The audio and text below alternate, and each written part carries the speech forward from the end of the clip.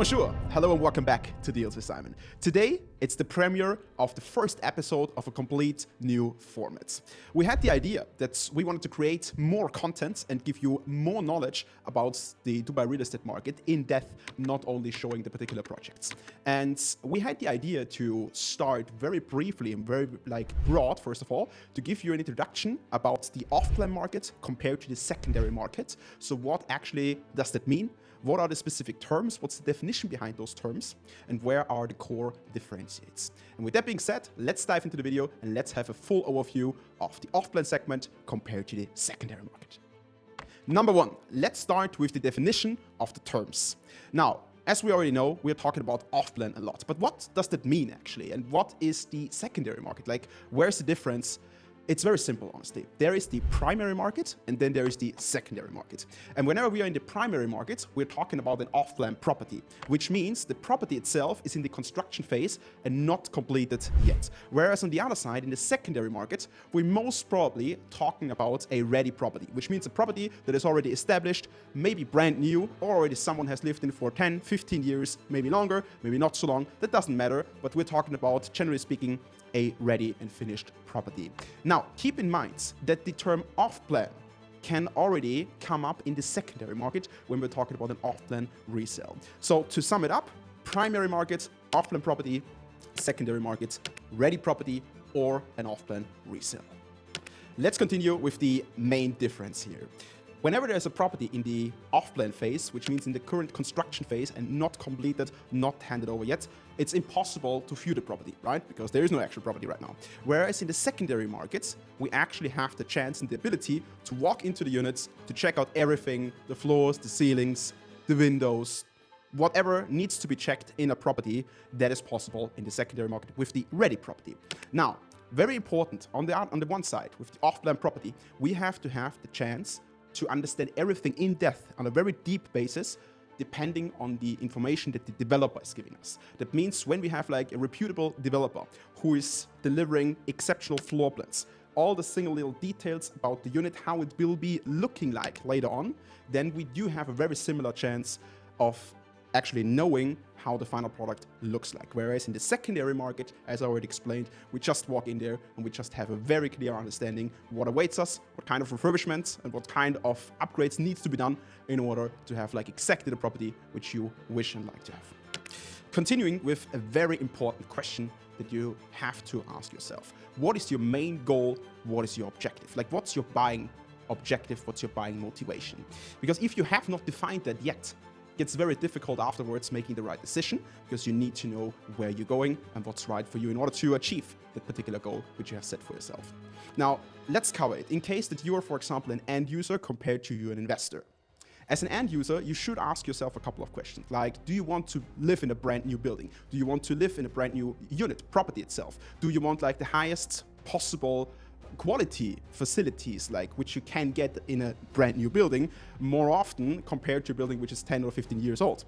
Do you want to have like the best price per square foot? Like the developer is setting the price when we're talking about the off-plan property, not someone else, because there is no pre-existing owner. Those are a couple of questions you should ask yourself, and then it gets very clearly, do you want to go for the off-plan property or for the secondary? On the other hand, we have you as the investor.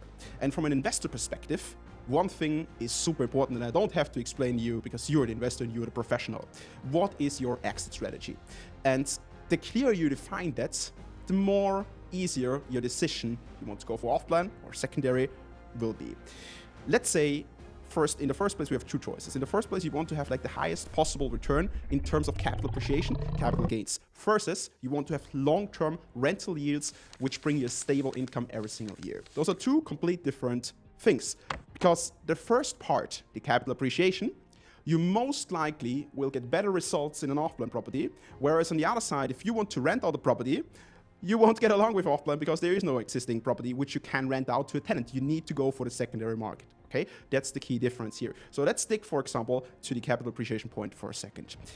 The capital appreciation is just a result of an area, of a location, which appreciate in value because something will be built there in terms of buildings, in terms of infrastructure, in terms of facilities, schools, hospitals, whatever. So that means if you're taking like a naked plot, naked area in Dubai, and there's nothing yet, And then there comes a developer like Imar, for example, and builds a master community on it with a specific amount of buildings, of facilities, of amenities, and everything is structured. Let's take Creek Harbor, for example. In the beginning, when you're buying the property, you're getting an amazing price and you're buying it low because there is nothing yet. Over the period of 2, 3, 4 years, when this whole area develops itself, the price of your unit, of your property, goes up because the whole area appreciates. And that is most likely only possible in the off-plan because a property on the other side in the secondary market, which is on the market for 5, 10, 15, 20 years, where there is the infrastructure already given, the whole community is already fully built and established, chances are not very high that you get the same amount of an appreciation like in an area where there is nothing yet at this particular point. That's for the capital appreciation. I think that should be very clear. On the other hand, you have the rental yields. And this is the most stable variant which you can choose, which you can only do in the secondary market. It means you go here and you're like buying yourself a property from the secondary market, which is already handed over, which is already fully completed, and you rent it out to a tenant. The tenant pays you either in 1 check, 2 checks, or up to 4 checks. That's mostly used and most common here in Dubai, the rental amount. So that means you're buying the property, you're getting the rental amount, you deduct the service charges and different fees, and what's the rest of it is your net rental yield, is your net profit, which is anywhere in between 4 and 9% here in Dubai, which is just common and normal. Depends on different factors, and I can explain that in a different video how that is actually calculated. Those are the 2 different strategies you can use for buying a property. Perfect. Let's continue with the next point. I want to discover 4 points which you should have into consideration or should take into consideration when buying an off-plan property and buying a secondary property. And I want to compare that you have like a better understanding of everything. Let's start with the off-plan first. Point number 1, choice of the right location. Now for you as an investor, I think that should be very clear. You always want to have like a community or like a location, an area where there is a potential of an appreciation, where there is already something going on. The developer is trying to expand the area, or there is just like a stable fundament where there will be something built. On the other side, for you as an end user, and you're buying an off-plan property, which will be handed over for you in 3 years, for example, okay? That means that right now, if in case that there is not like the best infrastructure yet, that is a good thing for you. Because if that will be built over the period of the next 2, 3 years, when you're moving in then the appreciation of your property is even higher, and the whole thing, the whole infrastructure, the community feeling, everything which is important for you is already given for you. That's for the off-plan. That is the number 1 choice of the right location. Number 2, choice of the right developer. And that is at least as important as the location. Why?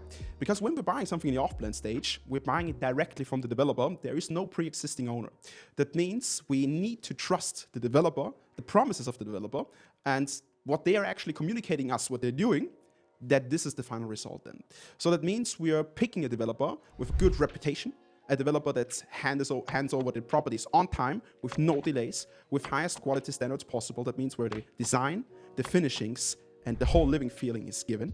Okay, those are just some points that we have to consider, especially the price as well. Price per square foot. The developer sets the price per square foot and wants you to pay amount X for the property, and we compare that from developer to developer. So I think the reputation is the most important ingredient here when we're talking about the developer, and that is something you have to have in mind. Point number 2, choice of the right developer. Point number 3, picking the right unit.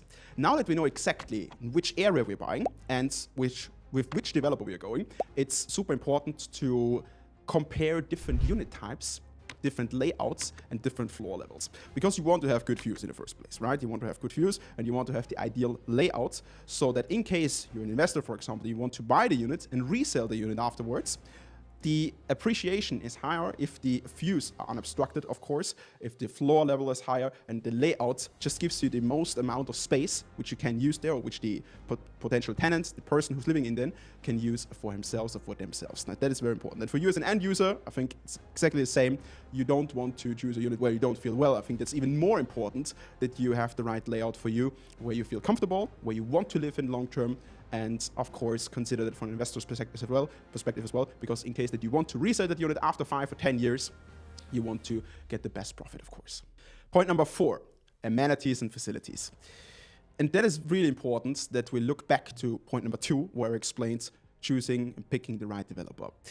Because there's a correlation in between the building, the unit type, the property itself, and the amenities and facilities. Now, you want to have like a modern contemporary pool. You want to have like a state-of-the-art gym. You maybe want to have like private cabanas. You want to have all those kind of amenities, or even like in the middle of a lagoon, for example, with a private beach.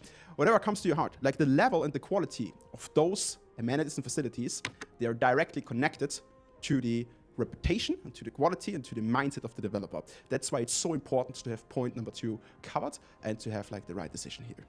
Well, as we covered now 4 points to consider in the off-plan stage, we do the same in the secondary market with the ready property. Point number 1, choosing the right location. Very similar to the off-plan stage, it's important to pick the right location. But whereas in the off-plan stage, it's a good thing that maybe the whole infrastructure is not fully built yet. In the secondary stage, the secondary market with ready property, we want to have the whole infrastructure. We want to have the connectivity, close proximity to all the key destinations, because someone actually is living in that property now. So that whole dynamic changes a bit, and now it's super important that we choose a unit, a building, an area, which is already developed to a high degree, where we can potentially get some capital appreciation as well, but on the other hand, everything is already stabilized. Point number 2, viewing the property. Now in the off-plan stage, as we all know, property is not finished yet. We can only look at all the marketing materials, at the 3D renders, at everything which is the developer is actually giving us. Now, in the secondary market with a ready property, we can't just walk in there and look at all the little details. Now, in case that there is some refurbishment to do, some upgrades, even like a full renovation, for example, we now know exactly what to do, what are the core problems, and how to find a solution for them. So that is something you have to be aware of. Ideally, like go on 3 to 5 viewings max, pick the right properties, compare them, and look very close and ask yourself, like, how long is the property already in the market? Who has lived in there? What is the current maintenance status? Check all those things, and then you are able to make a final decision. Point number 3, comparing the prices. In the off-plan stage, as we know, the developer sets the price per square foot, sets the actual price of the property.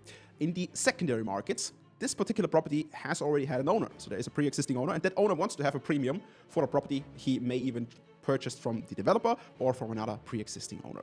So that means if the seller, if the owner is totally convinced to get, for example, 5 million for a property, but the actual worth of the property is 4.6 or maximum 4.7 million, it's now your job to compare it prices, to be fully aware of what actually is going on in the market with that particular property type in that particular area, and then choosing the unit, choosing exactly the property with the best possible price compared to the value you get. And it's not only your job, it's our job together as a dream team, because that's why you're looking at this video, because you most probably want to have a broker who is aware about all those little details and explains to you how everything works and educates you in case that you are not aware about certain specific things, which I'm trying to explain you at this particular point.